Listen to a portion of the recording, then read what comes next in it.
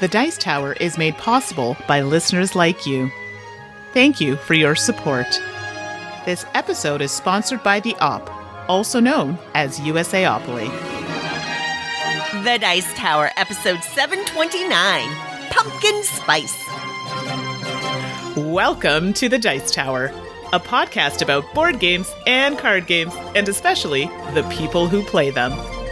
In today's show, Eric joins us this episode with some hot board game arena takes. Mandy's gonna build a bridge with some eggs, and we are going to serve up a literary game pie. Literally? Oh boy. I'm Suzanne Sheldon. I'm Mandi Hutchinson. And I'm Eric Summer. Hello. Eric, you're our favorite for a reason. Absolutely. I sometimes it's fun to just, throw you off your game just a little bit. You're such a scamp.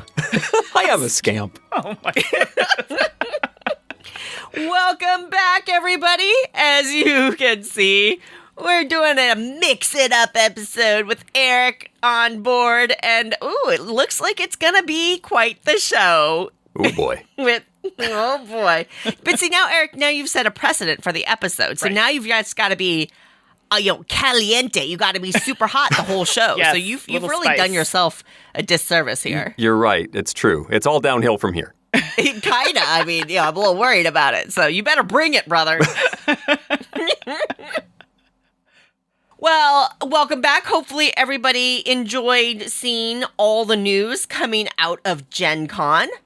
It was really interesting to watch all of that happen.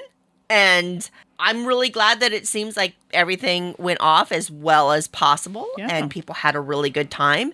And that there were still really cool things to see out of the show.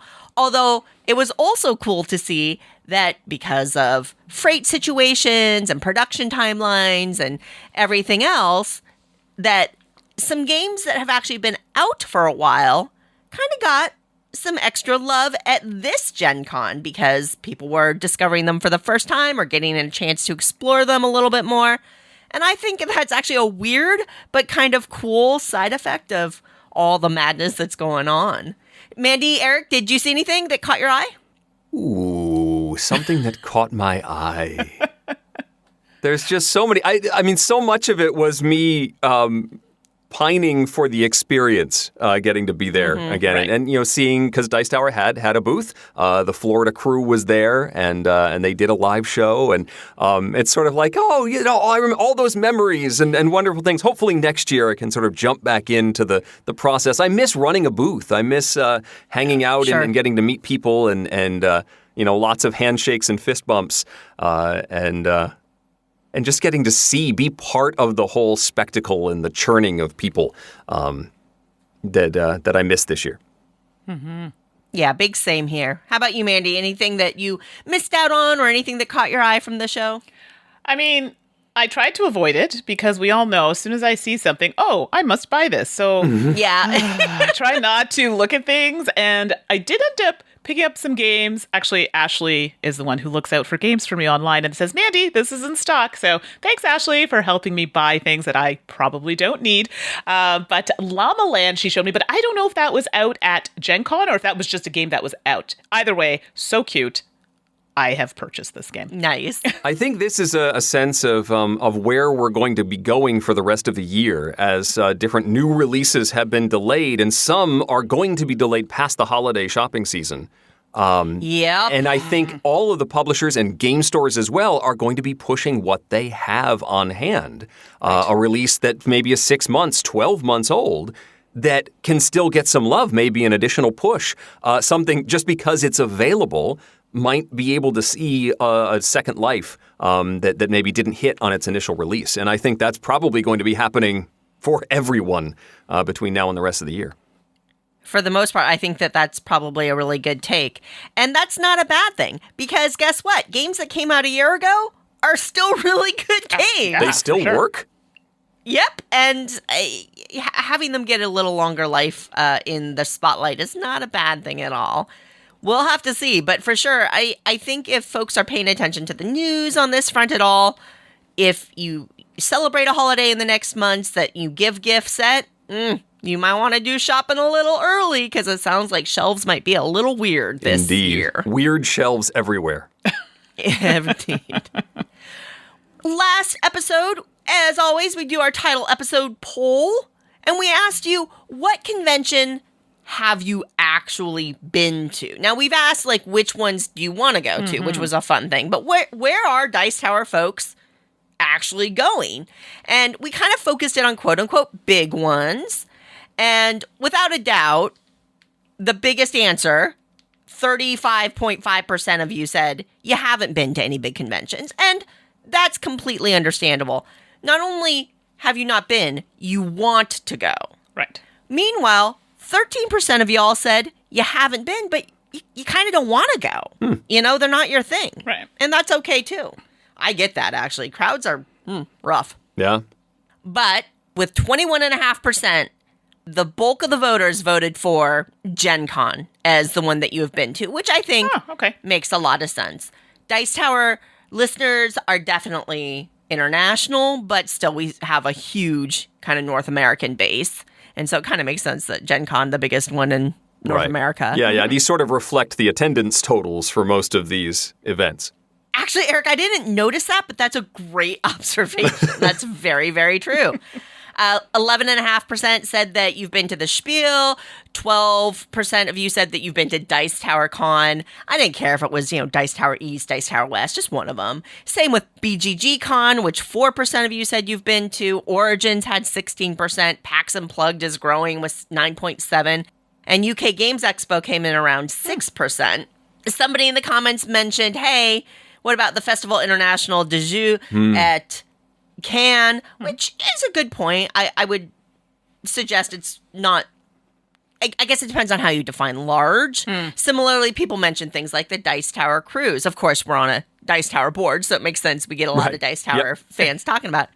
But as cool as the Dice Tower Cruise is, in fact, Mandi, Eric, we were just talking about the cruise before we started recording, you can't call it big, you know? No, not from like a attendance. I think we're talking about a few hundred people as opposed to... Exactly. Yeah, exactly. But the experience feels big, right? Sure. The experience of being boat. on a cruise with gamers is epic.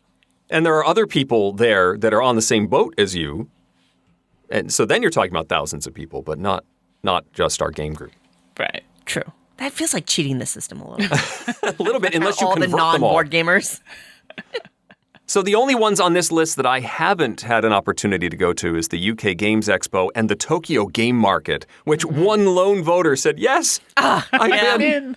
I would love to visit the Tokyo Game Market someday. Oh, yeah. I mean, I know, Suzanne, you would just be in heaven there. Yep.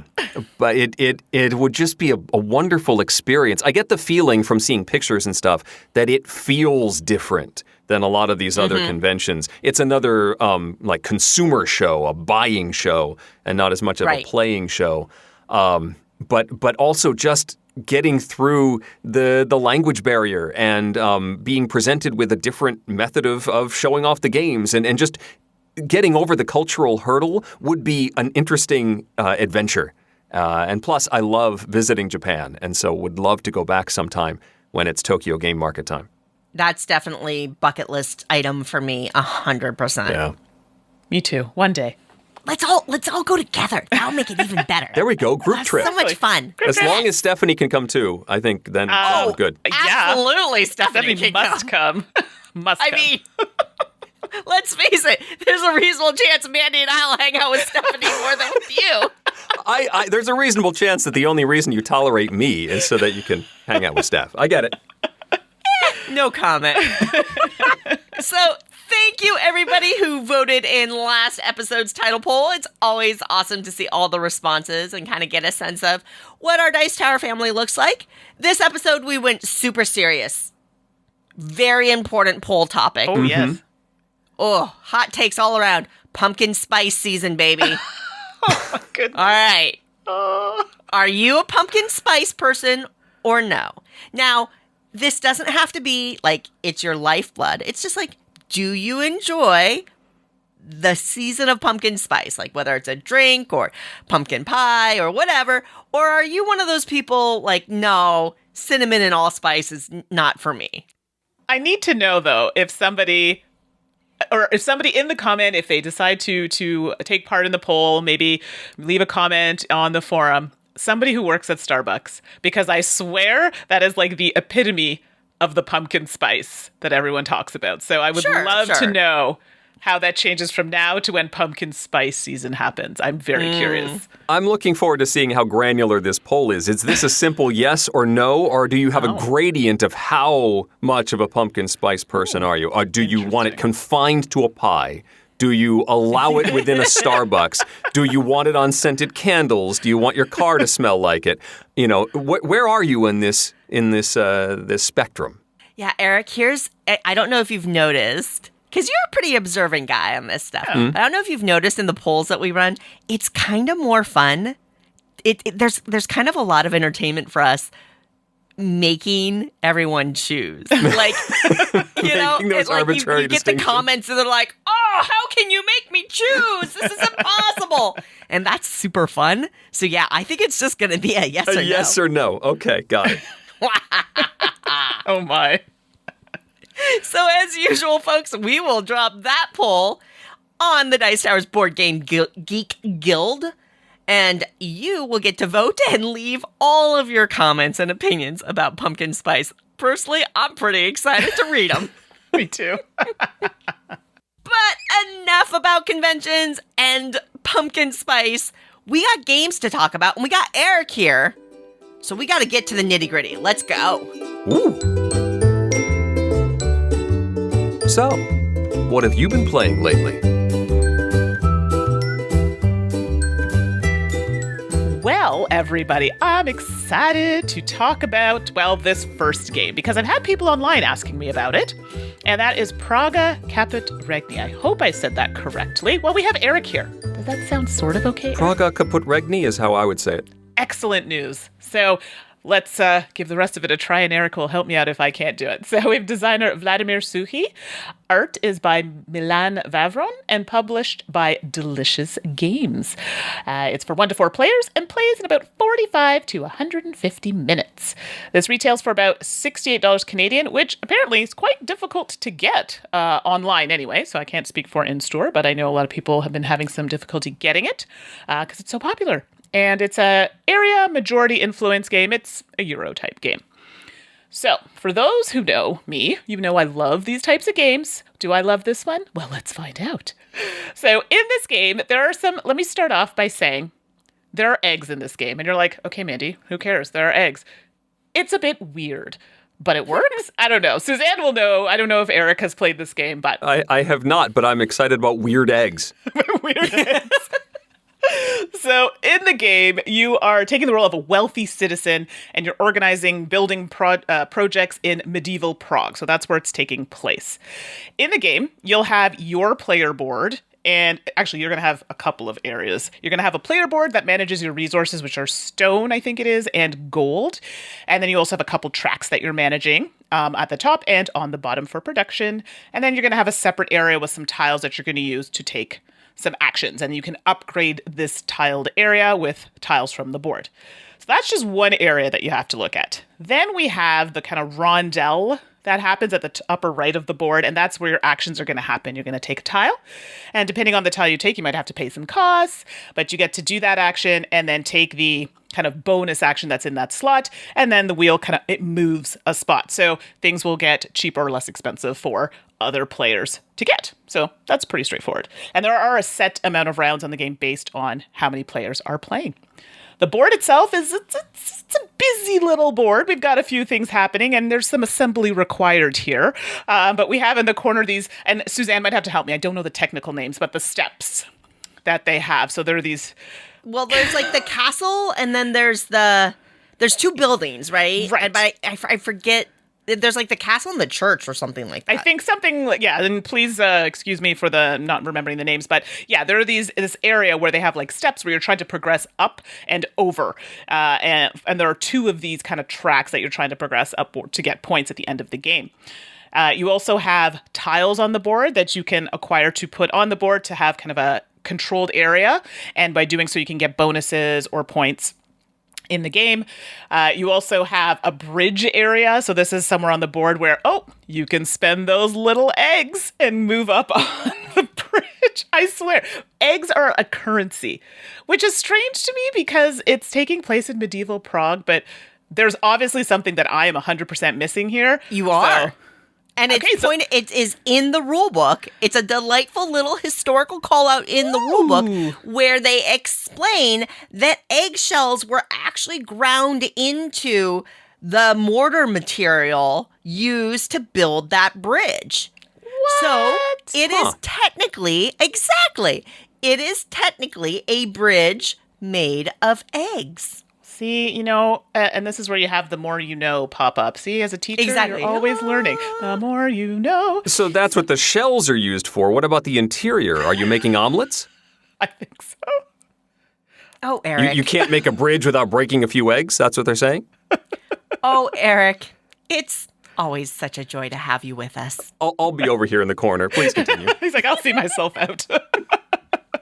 So all that to say, you have all of these actions and you get to your main thing is happening on that Rondelle by picking those tile, taking that action, and potentially taking an additional action. And there's some other little things that allow you to get additional actions or other bonuses. But all that to say, there's a lot happening in the game. Oh, yeah. And like I said, it ends when, depending on the amount of players, there'll be a specific round. And it does kind of time it out for you, so you'll know how many rounds are to be played for a certain amount of players. So that's the general gist of the game. I like this game a lot. I first saw the board and I went, oh my goodness, what is happening? Because there's just so much, like the board is busy and you've got things you're managing. And I'm like, this is overwhelming. But once you play it a few times, actually, even after the second time I played it, I was like, oh, okay. The actions are actually very straightforward. And I'm really loving the kind of Rondelle use. And let's be clear, there's nothing here that's like, I've never seen this mechanic before. Of course not. But I like the way it's being done. And Vladimir Suhi, I think he did Underwater Cities, if I'm not mistaken. Yeah. Which is another great game, right? So for me, I feel like really doing well on this trajectory, and nothing has changed here. Like, it's still a really good game. I know some people mentioned to me that they found it repetitive. They didn't feel like they were growing in the game when they had played it. I didn't feel that. I felt like I was able to try different things and make it work. I mean, it does help in the game if you kind of concentrate on a few things, but touch on things. I find if you scatter too much, you're not going to really get ahead. Like for me, I really liked the bridge. The bridge was my jam. I was all on the bridge, got some points. I don't know what Suzanne, we had played it together. I'm not sure what your thing was. Suzanne, if you remember. I think I was trying to build up my wall around my little action spaces, but then that didn't work out for me so good. So, okay, but so don't use that. That was human error, not a problem with the game. So, but yeah, like you can see, there are a variety of ways to get points and to win. So I thought I thought that was interesting because I could play it many different ways, and I'm really loving the Rondelle because depending on how you play that will depend on how it pans out for you in the game. So, like I said before, not a lot of things that are different in the game, but I still feel it was smooth and it went well. And I wasn't looking at my watch going, this game's been going for 2 hours. I'm tired, yawn. No, I didn't feel that at all. And I was actually really sad when we were close to the end. I'm like, I don't have enough time to do the things that I need to do. Oh my goodness, no. And I'm counting out turns and timing. And that's how I know I'm enjoying this game immensely. So for me, Praga Caput Regni was fantastic. I don't know if it's going to be for everybody. If you're looking for something new, this may not be for you, but I implore you to give it a try. Yeah, I've played this a number of times now, and it is on the site Yukata. Or nice. Yukata, or I don't know. I'm so Yukata? sorry. I say Yukata. I say Yukata. It's the Yucatan, Yukata. Yeah. There you go. Thank you, Eric. Your expertise is always valued. Always learning here. Exactly. And I'm literally in a game of it, not right now while we record, but I'm in an asynchronous game, right, where I'm playing with friends and we're all just taking our turns when we can kind of situation. And you can play it solo on BGA as well, on Yukata as well. So that's a really cool feature. And yeah, this one, super duper good. Really? There is a lot going on. And it's interesting, Mandy. I've played it, I think, I'm probably in my 5th game now. I actually still find it not overwhelming, but interesting. I still feel like, oh my gosh, there's so much going on. And kind of getting into about a quarter of the way through the game and kind of strategy checking yourself to make sure that you're making the progress, right? Because you talked about those little step things. Right. Like maybe that was my plan. I was going to go up the church and progress my points so that the tokens I collect have value at the end of the game, but I'm just not able to get those tokens. Well, now progressing on those steps doesn't make any more sense. So is now the time that I adjust and try to chase Mandy down on the bridge? I don't know. But I think there are moments during that game that I have to do that still. Like, I can't just say, this is my plan, and I just execute it. I have to be a little nimble. But that's not a criticism. Like, I think that the game does have multiple ways that you can chase down points, and you can cater to what you like to do, but also what the game is serving up in that moment, what your opponents are cutting off from you, because the way that action wheel happens. For sure, if you and an opponent are both going after maybe a gold strategy, and Mandy, you keep on taking that gold tile before I can get to it, one, I'm going to yell at you a lot, and then two, I gotta, maybe I'm going stone instead. Right. So I'm fully on board with you. I'm not surprised at all that you've enjoyed Praga Caput Regni. Eric, I think you like this one. Yeah, I think Eric will like this as well. I probably would. I like Vladimir Suchi's games a lot. In fact, I just played Underwater Cities this past weekend. Nice. And yeah, their stuff is good, and so this is one I'd love to try. Well, it is, like I said, it's on Yucata, so if you need a teach on a digital any teach, of us will be able to help you we're out. there for you. Yes. I used to go to yucata.de a lot and haven't been there in a little while, partially because I've been frequenting another online site for playing games. That's Board Game Arena, which is where my games that I'm talking about today come from. Mandy, do you see how a pro does a segue? I know, right? Do you see how smooth? Except you're not supposed to draw attention to it. You're just supposed to marvel and say, oh, yeah, that's nice. Yeah, Oh, no, sorry. that's That's how bad you we know. are at segues. We call them out. We've and they're ruined it. good. Yeah, you put a lantern on it. Now it's like, okay. So I think Suzanne may have overpromised just a little bit at the beginning of the show, saying hot Board Game Arena takes from me. No, these are just a couple games I had a chance to play. One thing that's great about Board Game Arena and these online sites is that you can try out some stuff that you haven't had a chance to play. You've heard good things about a game and can try it, learn the rules, have sort of a nice teaching game. You can even go, we have a nice Dice Tower Guild on Board Game Arena where people pop up and say, I want to learn how to play this game. Who wants to join me? And some people that have not yet played the game and also want to learn, and a few that know the game and are willing to answer questions will jump into those games as well, which is one of the things that happened when I wanted to try Tranquility. This was recommended by Crystal Dax on one of our recent Dice Tower Tonights, and I had wanted to give it a whirl. The designer is James Emerson, and the publisher is Board Game Hub for the physical version, but you can, as I said, play it on Board Game Arena. It is a cooperative game that is very straightforward. In fact, it's almost themeless. It's a sort of an abstract sort of thing. You have a grid, a 6x6 grid, and you have a deck of cards that are numbered 1 through 80. There's only one card for each of the numbers. There's also a number of start and end cards. Your object is to place these into the 6x6 grid collectively, so that they are all in order, not necessarily 1, 2, 3, 4, 5, but still, increasing as you go along the grid. You can almost think of it as a really long number line. So the vertical on the grid doesn't really make a difference. It's really, down along the bottom, and then you wrap around to the next level, all the way up the 6 rows. 6 rows. Mm-hmm. So basically one long line of cards that all ascend. You do this on your turn. You have a hand of, I think, 5 cards, and you must play one of the cards to the grid. If you play and there are no cards anywhere near it, it's free. You simply play that card, and you now draw a card back to your hand limit of 5.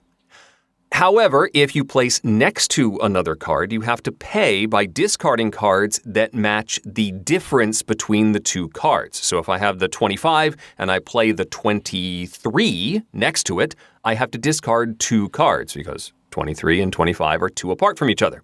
However, if I manage to get right in between 2 cards, so let's say I had the 25 and the 22, and then there's 1 space in the middle, and I play the 23 in the middle, you get to go with the better deal. So 22 and 23 are closer to each other. I only discard 1 card in addition to the card I just put in the grid, and then I draw 2 cards back up.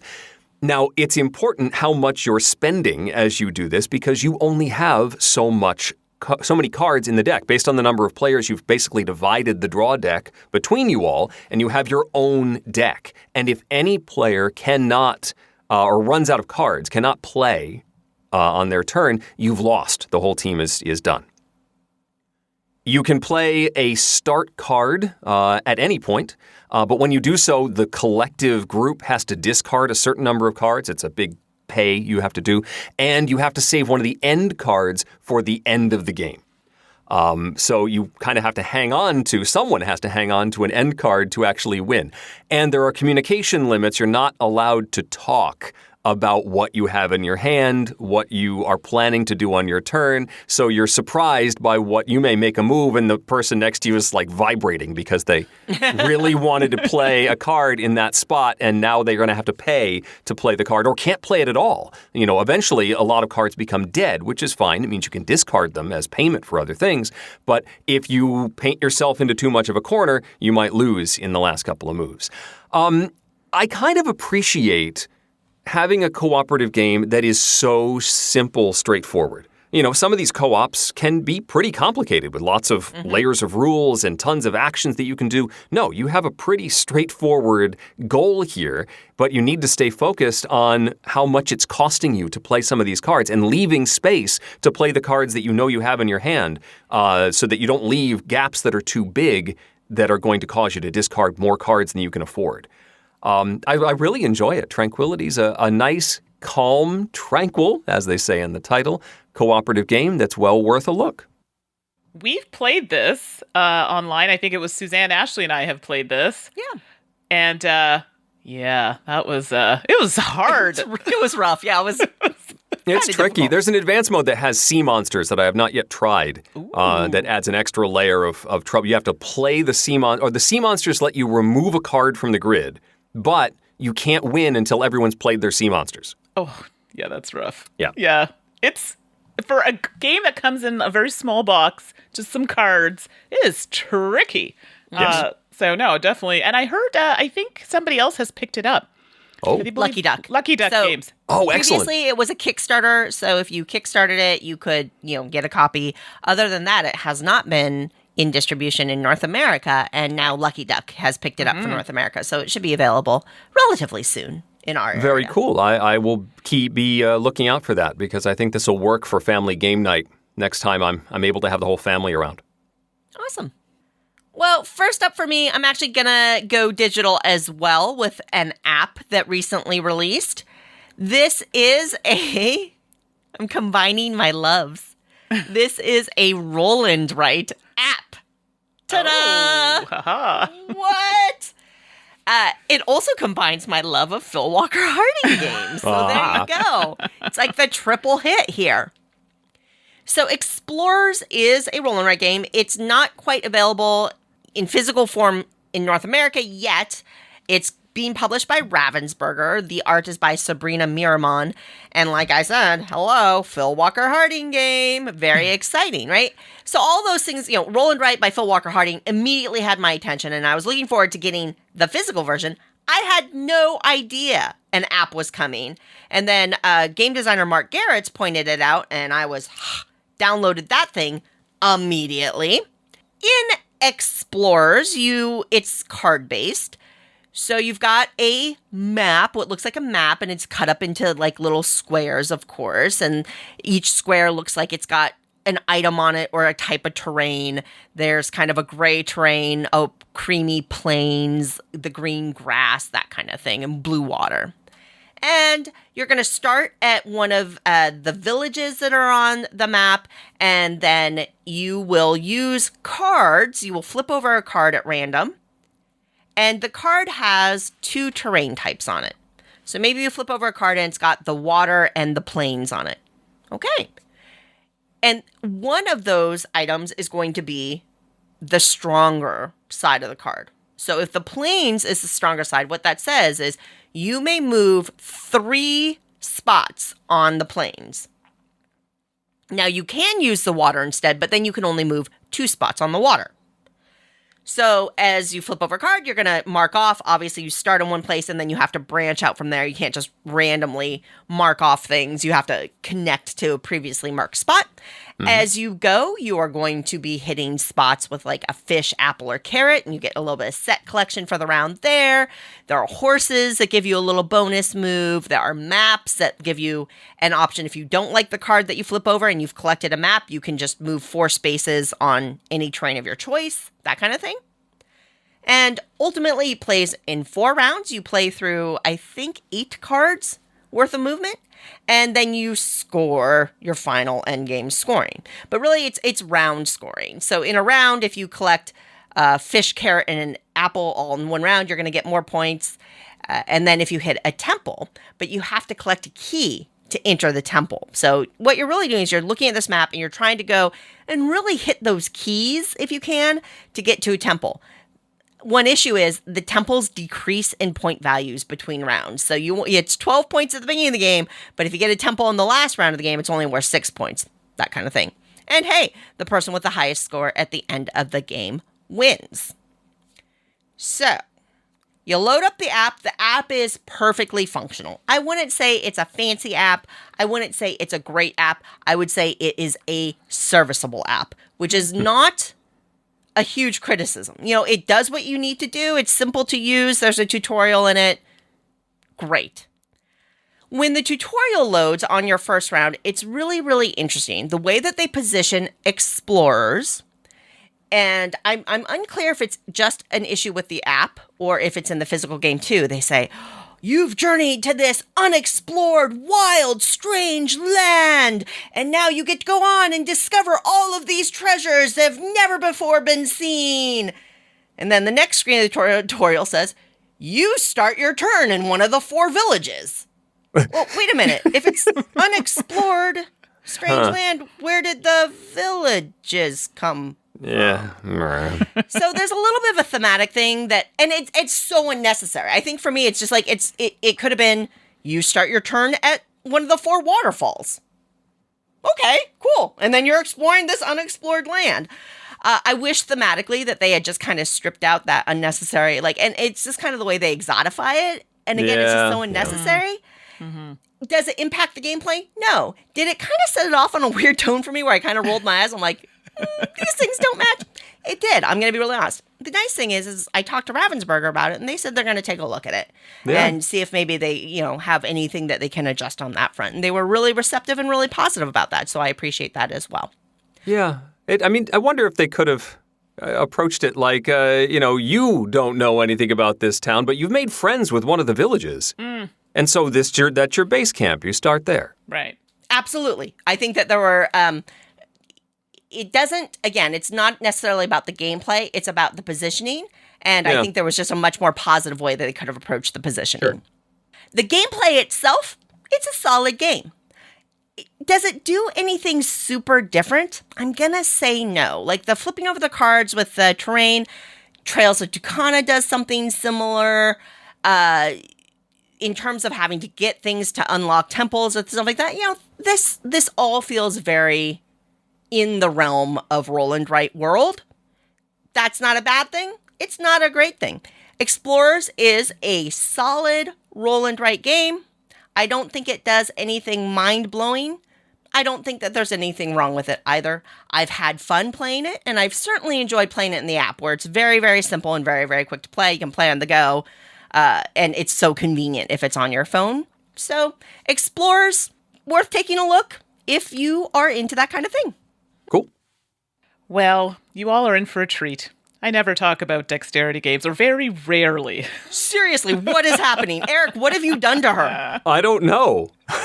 I had to one-up Eric here, because Eric comes on and it's so fabulous. I'm like, well, I just have to shock everybody with talking about a dexterity game today. Sure. Is it a space dexterity game? Because that would shock me. I know that would have been, the creme de la creme. Unfortunately not, but I will take that into consideration for next time. Well, Crash Octopus was on the table not too long ago with my friend Ashley. We had a very interesting time with this. It's designed by Naotaka Shimamoto. Art is by Yoshiaki Tamioka and published by Itten. Is it Itten Games or Itten? I just never know how to. I think it's up to you how hard you want to hit that T. Okay. Yeah. Okay, we're going to go with that. Hopefully that is correct. It's for 1 to 5 players and plays in about 20 to 30 minutes. I got this on Kickstarter. I couldn't find it online in Canadian stores, but I don't know if it's actually... I'm assuming it will be available hopefully at a later time, but I didn't see anything currently online. So I'm sorry, everybody, but maybe if you go to the Kickstarter page, you might be able to snag a copy if it sounds interesting to you. So as I stated before, it's a dexterity and flicking game, and don't start. I know what you're all thinking, but Mandy, these are the types of games you play. Well, sometimes you got to get out of your comfort zone a bit, so I thought I'd give it a whirl. And the octopus is pink, so, definitely had to give it a try. So in the game, you're trying to collect cargo that is floating in the ocean, but you can't just go and pick it up. Oh, no. There is a giant, horrifying octopus that is trying to prevent you from getting all of this cargo. All right? But for you to win, you have to collect all 5 types of cargo. And I think they're goblet, chest, gem, gold, and captain. I think those are the ones that you can get. The game is actually, when you set it up, it's rather interesting. There's like a string, I guess, or some kind of thin rope that goes around in a circle on the table. And then within that, you have the octopus head, which is like a half a sphere that goes on. And then you have the tentacles that are like, I don't know, they have a flat bottom and then the tentacles poking up. And then everybody has an anchor where your little boat's going to go. And then you have these little flag things that you're going to use to flick the pieces onto your boat. And you have some beads that are kind of tracking the rounds when you're playing on the side. And I believe the beads are blue, but when you hit those black ones, ruh-roh, something happens. And it is not a good something, okay? As Ashley will attest that I'm very bad at it. So what's going to happen is you're going to use on your turn, when it's a little blue bead, you're going to use your, I guess they're flags. And that's what you're going to use to flick items to kind of touch your area. And because you want to try and get it on your, is it ship? I guess it's a ship. You can get it on your boat. Ideally, trying to get it out of the way of the octopus, because people are going to move that octopus so it blocks you, right? Or potentially move their ship in a way that they're going to be able to get the stuffs, because they want to knock your stuff off. They don't want you to have the stuffs, neither does the octopus. When you get to those black beads, at a certain point, that's when the octopus attacks. Oh my goodness, I am so bad at this. There's a die that you roll, and it'll determine, when you're attacking, if it's successful or whatnot. And for some reason, I just seem to be really bad at it. There are times where you have to drop cargo onto, and we played a variety of different types, because there are different types of gameplay in the game. Like there's an island you can have, all sorts of things which can prevent or help you get items. The worst part is when you have to drop the cargo pieces on the octopus. And I think that happens initially. It's awful. They go everywhere. Or if you're hitting with the flag, if it goes out of bounds, that sucks for you. Oh, not successful. I'm just really bad at aiming, apparently, and Ashley was very good at blocking or putting the octopus, because you can move the octopus depending on the roll you get, blocking my area so that I couldn't get the stuffs. So the game ends after, you've kind of gone through the bees. I don't know offhand how many rounds it is. It might be 5 or 6. I could be wrong. It's not super, super long. And obviously the person who has the most amount of cargo, or specific types, are worth more than others. If there's a tie, will win the game. So it's super cute. It's so cute. I generally do not like dexterity games, but I'm going to tell you why I liked this one. I like this one because I don't have to use my fingers. They give you something to hit the pieces. Nothing is worse for me than using a game that uses your fingers. I have nails, and I pay a lot of money to get my nails done. So no, I do not like flicking things and breaking my nails. That's number one. The gameplay itself, it's dexterity. It's cute. I like the theme of it, the colors. And I think Ashley and I were just laughing. We were having so much fun. I was really bad, so we were laughing at how terrible I was at it. And then we were laughing at how much fun we were having, laughing at me being so bad at the game. And then the attacks were fun because we both were really bad at it. But that to me signifies a good game because we were still enjoying it. And I did like the fact that it did come with a variety of other ways to play. So it added some things to make it maybe a little bit more difficult for you or interesting. So I really appreciated that. So take it for what it is. Crash Octopus. I mean, Itten is known for making really good, fun games, and this is no exception. So I liked it. Crash Octopus. You should at least give it a try. If someone has a copy that you know, give it a whirl. Wow. I liked it a lot. Wow. Like, hey, again, like we've had this conversation before that, I don't love games that have a strong memory element. Mandy, you are not typically a dexterity fan. So when you do like a game that kind of fits in a zone that you're not typically into, wow. I gotta admit, I am a little surprised you like this as much as you. Really? Well, because I love it, but I love dexterity games. But you... I think maybe because I was so bad, it was hilarious. And maybe that's why. I don't know. Either way, it was endless minutes of entertainment. Yeah. Eric, I got to be honest. I don't know if this is one you want to try with your kiddos because it can get a little aggro. It's true. Oh, great. Destroying other people's ship cargo loads. Yeah. It sounds like one that would be good for, having on a gaming table. Where you have the trough, the lower, game cellar, where you actually have walls around the table as you're flicking stuff around, so it doesn't go everywhere. Yeah, absolutely. All right, so I got to complete a trilogy, thanks to Board Game Arena recently. Alderac Entertainment Group published a trio of games with a thematic connection. They started out with Trains, which is a lovely deck builder, uses a map, pretty cool route building, deck building game. Very, very neat. I like it a lot. And someone, I think along the line, said, well, maybe we should get Planes and Trains and Automobiles. And they did exactly that. So they came out with Airplanes next, which I wasn't a huge fan of. It's just a little odd. It's like an efficiency engine with trying to get passengers to airplanes and stuff. But I had not had a chance to play Automobiles until recently via Board Game Arena. The design is by David Short. As I mentioned, it's AEG that puts out the game. Automobiles is a bag-building game. A racing game, obviously. You have lots of racetracks. You have your car on the racetrack, and you will draw from your bag 7 cubes at the beginning of your turn. And you will spend those cubes to move around the track. There's different colors. There's the basic movement cubes that will move you on certain... It almost looks like the kids' game Monza, Habba's Monza, where you've got these blocks that have different shades on them. And the bigger the movement die, the higher the gear, the larger the space. It's kind of hard to see exactly how this all goes together, but you might have a straight-up white cube that's going to move you like one little space. There might be like 20 of those around the oval of the track. And then there's a light gray that there might be 15 of those around the track. Think of them in like concentric rings. And then there's a darker gray, and there's only 10 of those around the track. And then there's some black spaces, and there's only like 5 or 6 of those around the track. And you can, if you get the higher gears at the right time, swing into those big spaces and make some big moves, sometimes like an entire lap, if you get the right cubes. So you're playing these basic gear cubes, but then there's also other specialty cubes that allow you to swap cubes, take stuff out of your discard pile, move it into your active pile, do all sorts of cool manipulation of the cubes. And while there are a certain number of colors, I think there's like 6 colors of cubes, there are different versions of, say, the purple cube that you can play each time, drawing a certain card that's going to be an active ability for the purple cube this time.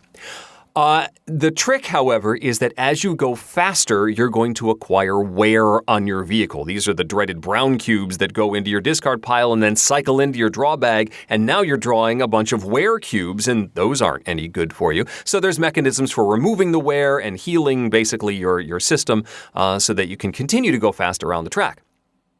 First one to do a certain number of laps wins the game. It's a real efficiency engine. It's definitely an engine building game.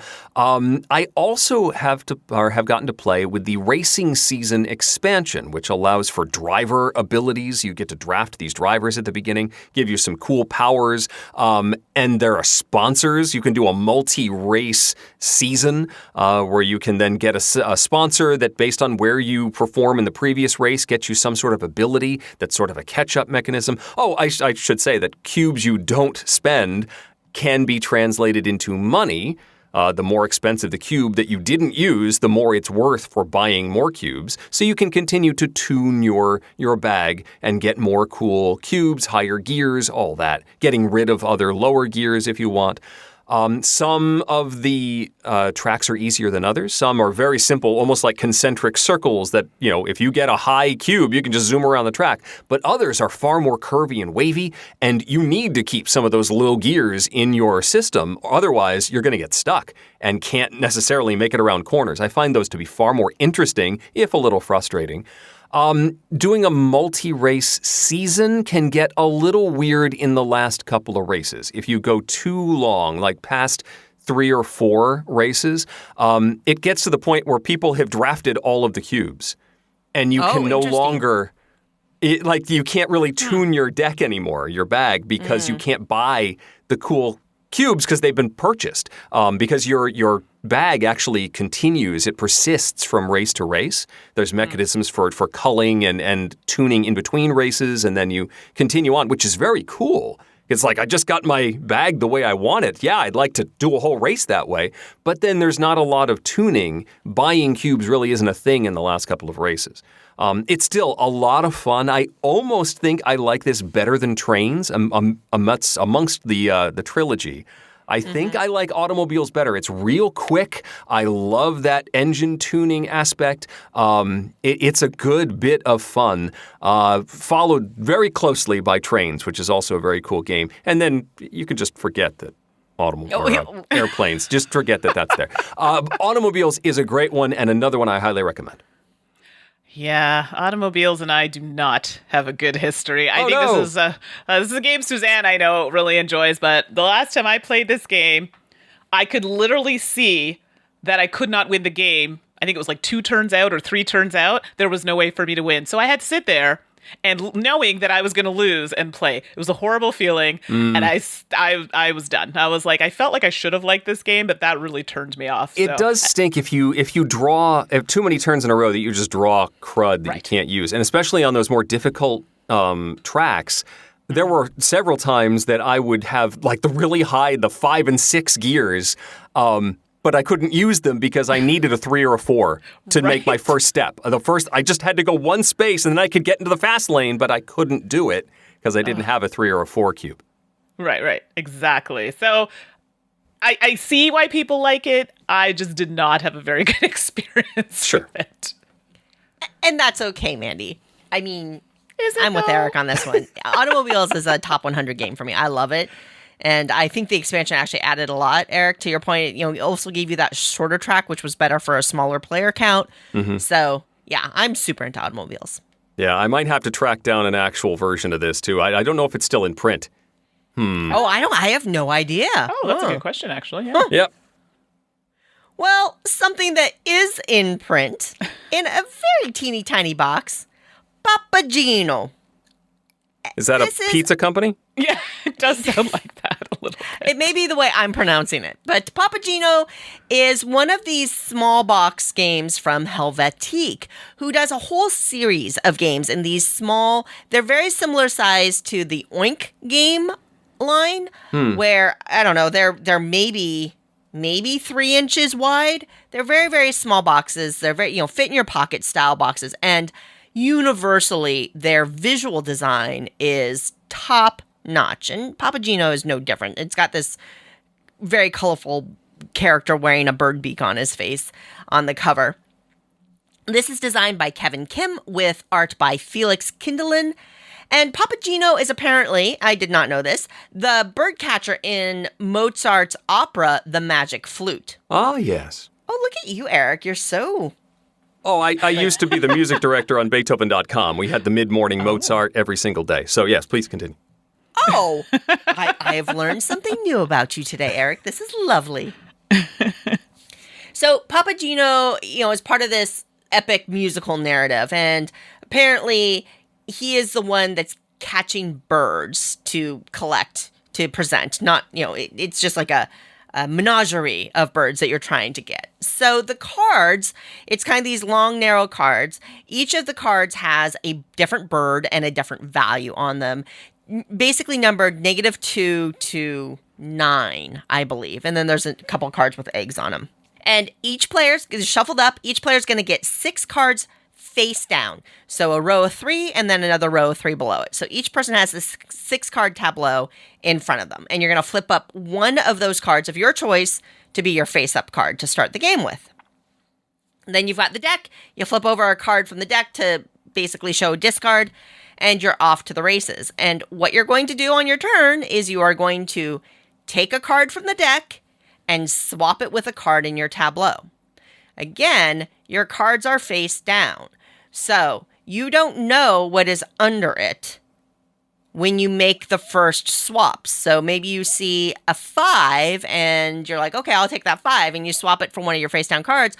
And then when you discard that face down card, you're like, oh, that was a 1. Because here's the thing, you don't want high numbers. You want low values, because if your birds are too heavy, they're going to break the perch that they're on, basically. So you want low values, and you could exchange that 5 and you had a 2 and you lose the 2, which gives it to your opponent next turn. Or maybe you had a 9 and you got a 5 and you feel good about that. Luck. Cool. So you just go around turn by turn, take a card. Slowly, as you gather cards, as you do this exchange, you'll have more face-up cards in front of you. Then at the end of the game, you are going to score points for the birds in front of you in your 6 cards. So if you have a 5 and a 2 and a -2, you're scoring 5 points, that kind of thing. A couple little twists. If the 2 birds directly above and below each other are the same, they don't count. They cancel each other out. So if you have a 9 and a 9 above them, hey, guess what? They cancel out. You have 0 points. That's a good thing. There's also an egg that if you get the egg, it takes on the value of the card adjacent to it. So some interesting little scoring things there. And that's it. I mean, the game ends when somebody has all 6 cards face up in front of them. There's the Papageno card, the namesake of the game. If you get him, you can force an opponent to exchange cards with you. There's also a magic flute card that can force players to exchange a card, to pass a card to their left, basically. So, very, very simple rule set. Absolutely gorgeous. Oh my gosh. Each card, the bigger the number on the card, the bigger the bird is. And the art style is gorgeous and colorful and really stylish. And there's this silly little detail where the birds are all sitting on like a wire or a string. And the bigger the bird, the more the wire dips down, like their weight is weighing down the perch that they're on. It's adorable. And it's just an absolute visual delight. Unfortunately, I don't enjoy the game. Oh. So, yeah. It just feels like there's so much luck involved. Like, hey, I've got a face down card. Oh, there's a 5 face up. Oh, look, I have a 2. Oh, well, crud. Now the 2 goes into the discard pile. Well, then the next player just takes that 2 and exchanges it with one of their cards. So you're literally passing that stronger card.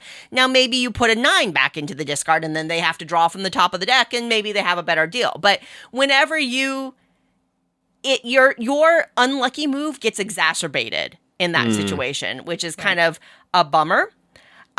Take that with the Papageno, oh, that's rough. And there's just, it's a feel bad take that. I do not mind take that in games, but for some reason in this game, it feels negative in a way that I don't enjoy. Yeah.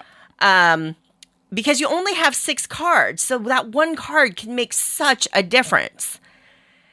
And honestly, that's your choice. It's like, well, comes to your turn. There's a card there. Do you take the face up one or do you take the face down? Which one do you exchange it with? If you put it underneath. Maybe you luck into something great. Maybe you don't. I just felt like there was not enough control. You were too much at the whims of luck. And then on top of that, you had this really brutal take that action that could throw everything to heck. I didn't have fun with it. So Papageno, a visual delight. Gameplay-wise, very simple. You could play this with kids. Maybe there's something there. I did not play it with my children. I played it with adults. Maybe there's something there in how you can play with children. But personally, this one was a miss for me, which happens. I am a big fan of the Helvetique small box line in general. And in fact, to make up for this discussion, Mandi, next episode we're on, I've got a different small box Helvetique, which I feel very differently about. Oh, okay. Ooh, Can't wait to hear tease. about that one. Dun, dun, dun. So stay tuned, folks. You just all sit there for 2 weeks, okay? And then you'll find out. Right. Hold that thought. So of the 6 games we talked about, 2 of them have eggs in them, right? Look at that. So this is 33% eggs. Do you think that's enough eggs to make a game pie? Heck yes, Eric. You're a bloody genius. I've been waiting to say that for a while. Hashtag nailed it. Brought to you by TheOp.games, also known as USAopoly. Like, it's time for a mystery, Scoob. Scooby-Doo Escape from the Haunted Mansion brings the escape room experience to the table with the Coded Chronicles series. This thematic and immersive co-op game takes the players through this escape room in a box with the gang as they solve the mystery at the Haunted Mansion. Available now at TheOp.games or at your local game store today. Don't forget, we have a new promo code. Exclusive for Dice Tower listeners, 10% off entire purchases at TheOp.games. It's available for all games, puzzles, and accessories. Free shipping available on purchases of $49 or more. The offer is available for U.S. residents only, and the code is Dice Tower.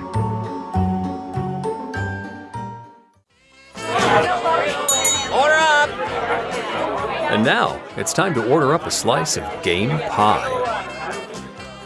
All right, everybody, before we jump in, I don't want to give it away as to what the game pie is today. I'm going to lead in with a couple of quotes, and maybe you'll get the feel or the vibe of the game pie that we're doing. And maybe Suzanne and Eric will know said quotes. So here we go. Here's the first Didn't one. Suzanne say what the game pie was at the top of the show? Oh, well, that's unfortunate. That's all fine. It's fine. People forgot. Go ahead. I'm saying my quotes anyway. Doesn't matter. See, this is what happens when you have ADHD. Your memory is very short. So for me, that never happened. Okay, Here we go. Okay, let's see if you can guess this one. The answer to the ultimate question of life, the universe and everything, is 42. Ding, ding. Hitchhiker's Guide. Yes! Nicely dinged. done. Oh, you dinged. Oh, we're dinging. Sorry. Okay, I have another one. This one might be a little tricky, but maybe listeners will get it. Not all those who wander are lost. Oh. I know the quote, but I'll give you a clue. It's very popular. The title has a jewelry type thing in it. Okay. Romancing the Stone. No, but that's a really good guess, though. That's not a book. Not a good guess. It's a good guess, though. So it is The Lord of the Rings. Oh, J.R.R. wow. Tolkien. But I figured I'd throw that one in. Eric, we're going to get letters on that one. Oh, we're in trouble for not seeing Yeah.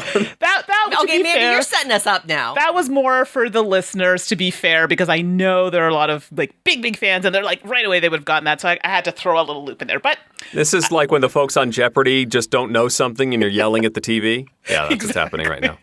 Exactly. So, but I will stop the torture for you all and just jump into my list. But if you hadn't figured it out already, we are doing literary-based games. So I figured I'd throw some quotes out there.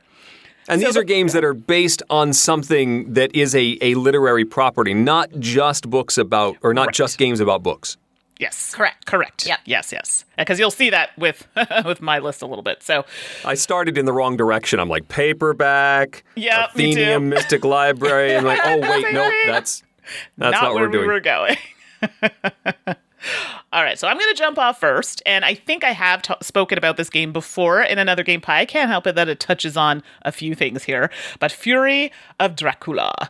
So I love horror anything, and I love Dracula, so of course I'm going to love Fury of Dracula. And for those who don't know, it's one of those one against many. Someone's Dracula, and then everybody else are playing the other characters, trying to find Dracula before, he finds everybody else and sucks your blood, and you know how that story ends. So there have been a few iterations of this game. I own the most recent. I think it's out of print, actually, so maybe they're bringing it back. Who knows? But Fear of Dracula is a very long but very fun game.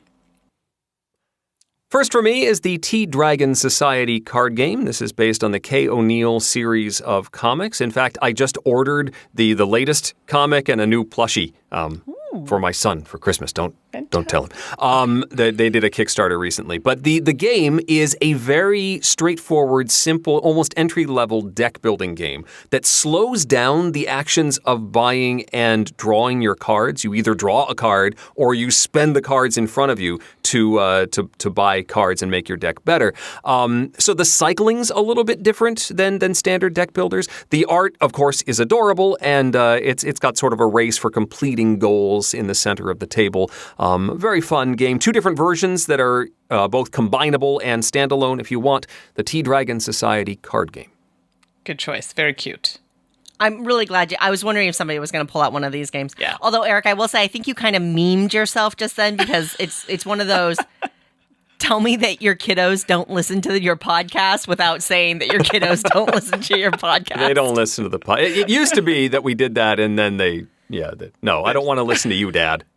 Exactly. Well, first up for me, Hats.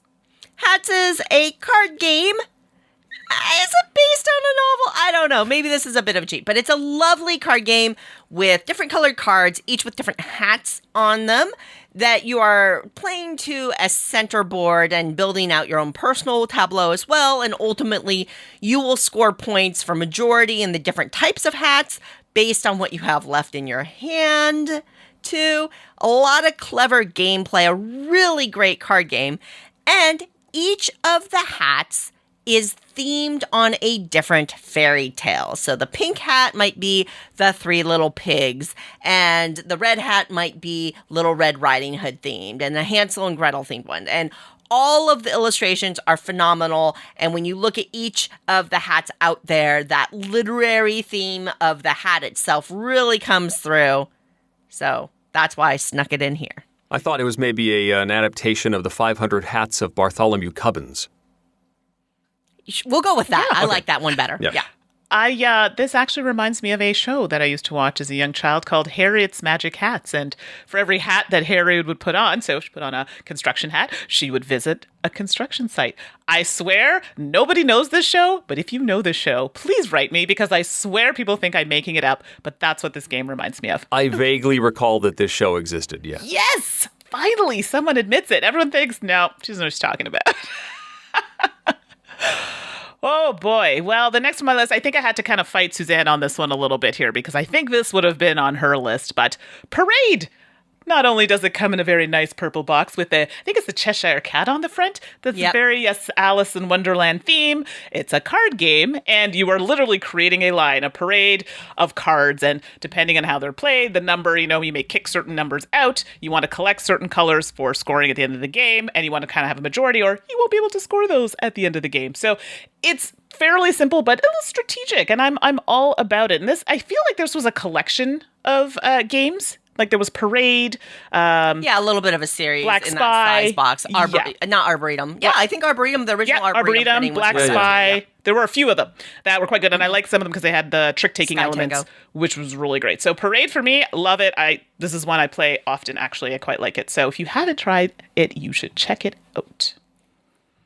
Next for me is the Choose Your Own Adventure series, specifically the House of Danger, which is the one I've played. I have not played the sequel, War with the Evil Power Master. I own it, but it's still in shrink. But in the Choose Your Own Adventure series, it's sort of a branching path group storytelling adventure. You're moving around a landscape and you're faced with 2 or 3 options. Do you go north, south, or up the mountain, and you choose what you want to do, and you're collecting items, you're doing some die rolls to resolve encounters. It sort of gamifies the whole branching path narrative of a Choose Your Own Adventure book, but it brings to life, which is, I believe, House of Danger was one of the first Choose Your Own Adventure novels. It brings to life that story in a game format.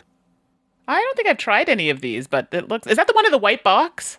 Yes, it looks like the cover of the classic Choose Your Own Adventure novel. Oh, okay, okay. Yeah, I want to try it, but I haven't had a chance. Okay, now I'm definitely going to have to give it a go. Next up for me, Friday, the solo game from Freedom and Freeze based on the Robinson Crusoe story, in which Friday is one of the people that basically helps keep Robinson alive. This is a solo card game in which you're trying to deal with all the problems of being stranded on a deserted island with pirates on their way to attack you. It's got a clever thing where cards have 2 sides to them, and as you process them and defeat things, they'll flip over and start to benefit you instead of hurting you. I really like this solo game. It's really one of the first solo games I can remember just being this small box solo experience intended that way, and it has held up beautifully over the years. Friday. I heard this is a toughie, this one. I've not played it. Yeah. Oh, yeah. But a lot of people really seem to love it, so good to know. All right, well, I am going to end my list here, but Unmatched Little Red Riding Hood versus Beowulf. Oh my, did I ever enjoy this one. I was Beowulf, and Ashley was Little Red Riding Hood, and well, I'm a little salty about that game because I came very close to winning, but that's not why we're here. This game, as well as with the other series in the game, are really fun. And for those who haven't played, it's a 2-player game. You're kind of doing I guess you could say like head-to-head, and you're battling with your own deck of cards, and they all have their own kind of special abilities that you can use to take the other person out. This one just happens to be really cute because you're Little Red Riding Hood and then bad Beowulf. So I really enjoyed this game, and I love the fact that you can try the different characters because they do different things, making it super fun and exciting for when you play. So if you haven't tried any of the Unmatched, I highly recommend it. But this one, I think this is one of the newer ones. Yeah, it's one of the newer ones, and I really liked it. So Unmatched Little Red Riding Hood versus Beowulf. Check it out. So good. Agreed for any of them, actually, because each one of these characters feels like their own little person. Yes. I wanted to get that in before Suzanne puts in her disclaimer. Yeah, no comment. Again, I work with Restoration Games, so I have no comment on Unmatched at all. All right. Next for me, I feel a little bad putting on the list because this one is out of print. You should. Wow. It really is, but I couldn't not do it because this one so embraces its literary property, and it is a very fun game. That is Discworld Ankh-Morpork. Which is it embraces the Terry Pratchett world, and you've got all these characters from the novels, and they're represented by these sort of goal cards that you get. You're presented with one of the personalities from the village, but it's also an area control game and an economic game. You're earning money and putting your pieces out on the board, but everybody's got different goals that they're trying to achieve, and some of them are vastly different. So you may think somebody's going for money, but they're actually going for one of the area control aspects, and if you're not aware of what they're going for, you may be handing them the win. It's really a cool game, and they did re-release it with a different non-Terry Pratchett theme, but I feel like the art and the presentation so work with Discworld that I had to put it on the list. Discworld, Ankh-Morpork, I'm sorry.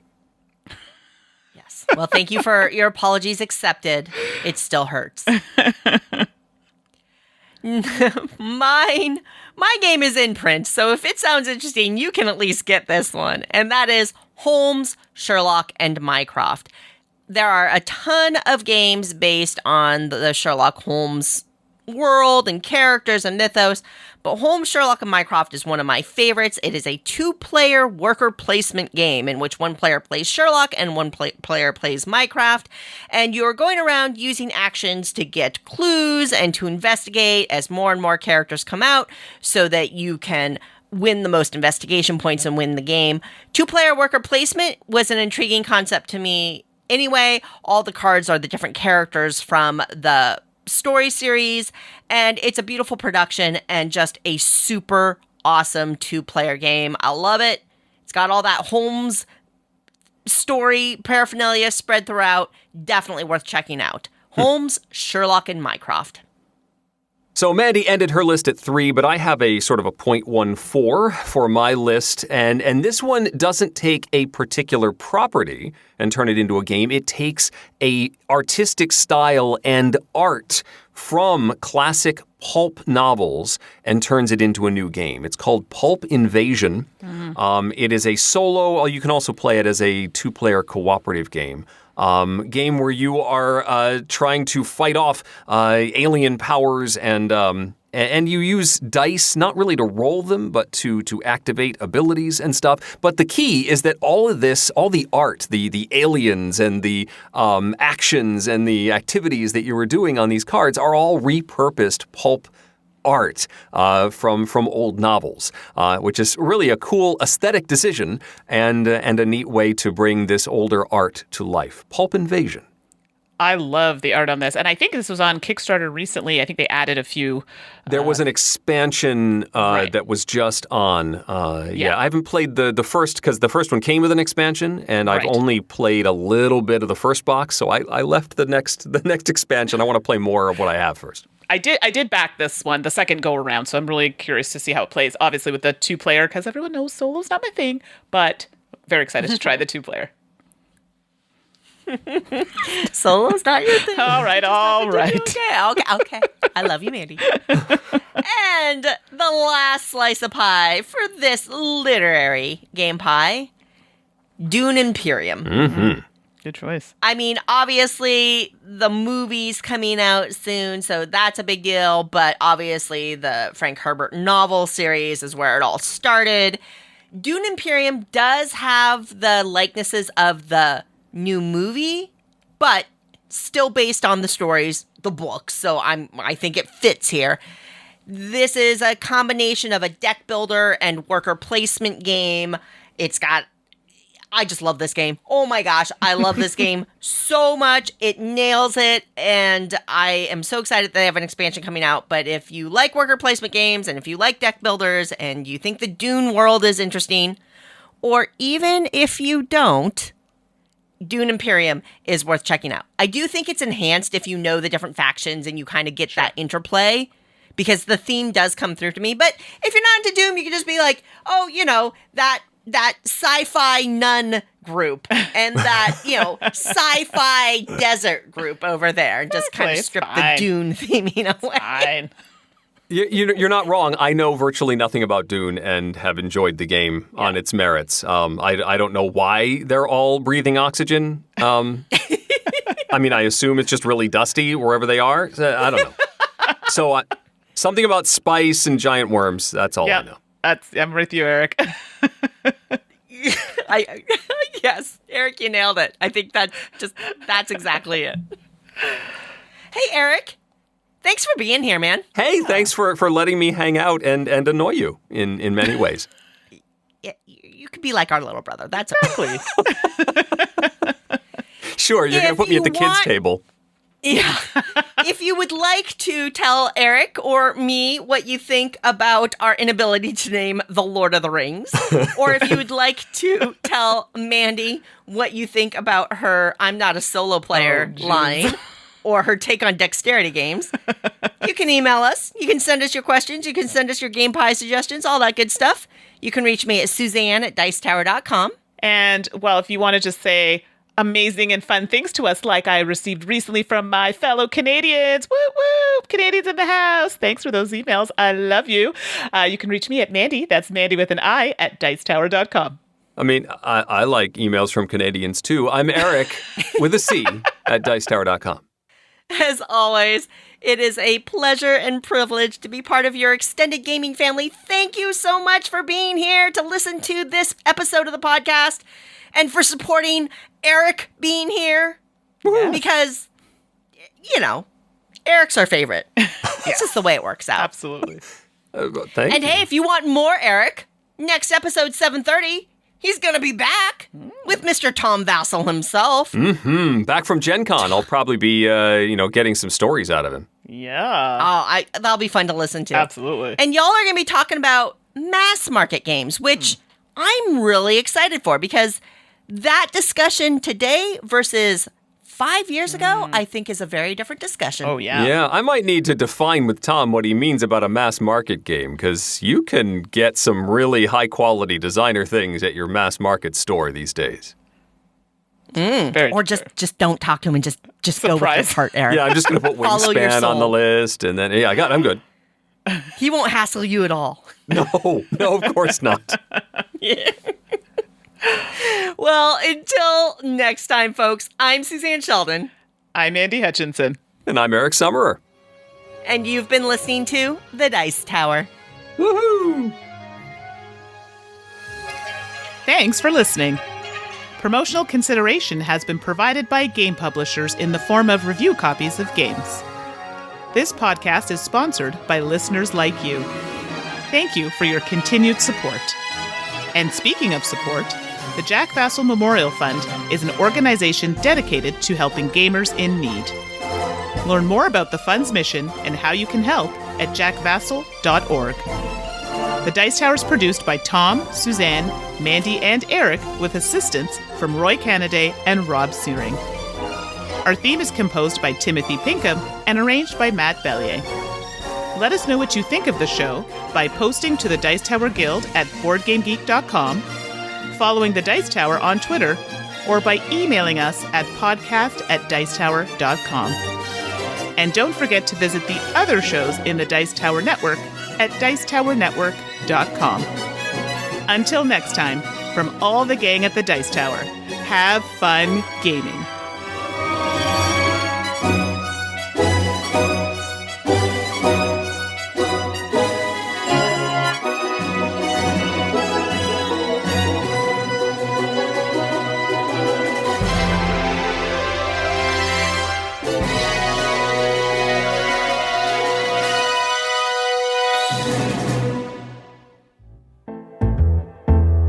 All right, everyone, it's that time again. 2 truths and a lie. So I'll go first and reveal mine from last episode.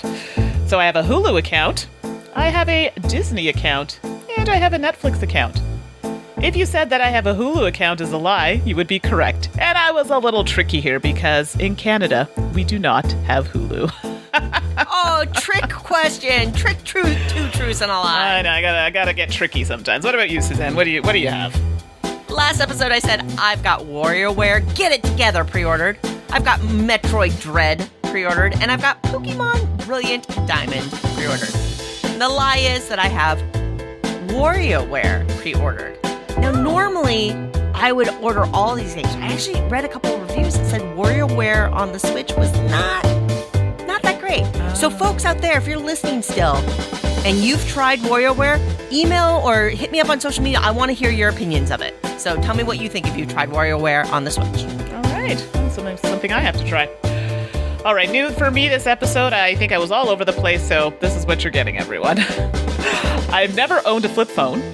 I held a wild duck today, and I prefer sunny days to rainy days. I don't know. Wow. I don't know. I love it.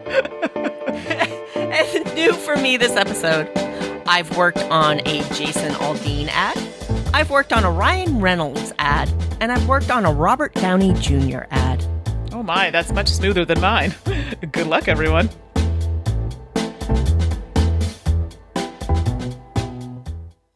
Do we need to clap again? Yes. Oh, yeah, I forgot. Darn it. How could I forget? I'm like waiting. Why are you looking at me? It's Eric. Here, I'll do it. You ready to go? So no one told you life was going to be this way. Did you do it? Did you clap with me? I wasn't ready. No, never mind. We can do it the regular way.